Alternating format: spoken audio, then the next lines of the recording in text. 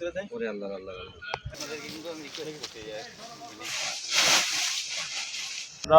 আজকে যৌথ বাহিনীর সাথে আমরা ইউনিয়ন গ্রুপে যে গ্রুপের আমরা দেখেছি যে পূর্বে সংঘাত সংগঠিত হয়েছে এবং যারা সংঘাতের সাথে যুক্ত তাদের প্রত্যেকটা বাড়িতে আমরা সার্চ করেছি এবং সার্চ করার পরে আমরা সেখানে বেশ কিছু দেশীয় অস্ত্র, ককটেল তৈরি সরঞ্জাম এবং পাশাপাশি আমরা বেশ কিছু ককটেলও পেয়েছি।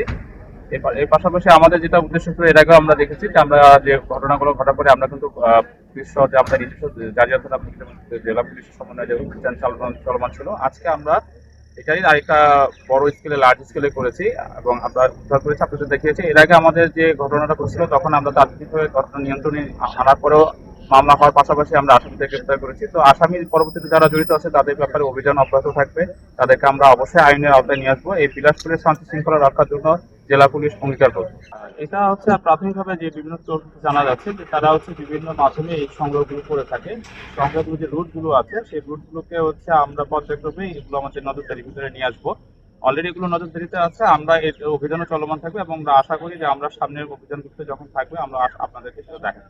এটা হচ্ছে কি, আমরা যখন ঝামেলা হচ্ছে তখন কিন্তু তাৎক্ষণিকভাবে অভিযান চলমান থাকে এবং পাশাপাশি দেখা যায় যে মামলা যখন হয়, আপনারা অলরেডি জানবেন যে মামলা হওয়ার পরে আসামিরা অনেকেই উচ্চ আদালত থেকে জামিনে চলে আসে। তো এই জন্য তখন পর্যন্ত দেখা যাচ্ছে পরবর্তীতে একটা গ্রুপ যখন জামিনে এলাকায় আবার প্রবেশ করে তখন তারা আবার আইন শৃঙ্খলা বিঘ্ন করার চেষ্টা করে এবং আইন শৃঙ্খলা বিঘ্ন হয়।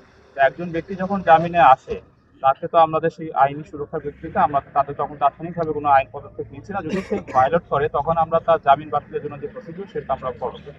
তো আমার মনে হচ্ছে যে এখানে যে বিষয়টা হচ্ছে এই এলাকার লোকজনেরও একটা সচেতনতা বৃদ্ধির ব্যাপার আছে এবং এখানে যারা আমি বলবো যে মহিলা যারা আছেন তারাও তাদের স্বামী সন্তানদের রেখে এই বিষয়ে সংঘাত জড়ানো না জড়ানো তারা যাদের একটা ভূমিকা আছে তাদের এই ব্যাপারে ভূমিকা জড়ানো করা দরকার আছে। এখানে আসলে সবাই আমরা একসাথে কাজ করতেছি, আশা করি যে অচিরে আমরা এই সমস্যার সমাধান করতে পারবো এবং সামনে যে ইলেকশনটাকে রয়েছে সেই ইলেকশনের কাজের জন্য আমাদের এই কার্যক্রম অগ্রসর এবং আশা করি যে সবাই উৎসবমুখর পরিবেশে ভোট কেন্দ্রে অংশগ্রহণ করবে এবং ভোট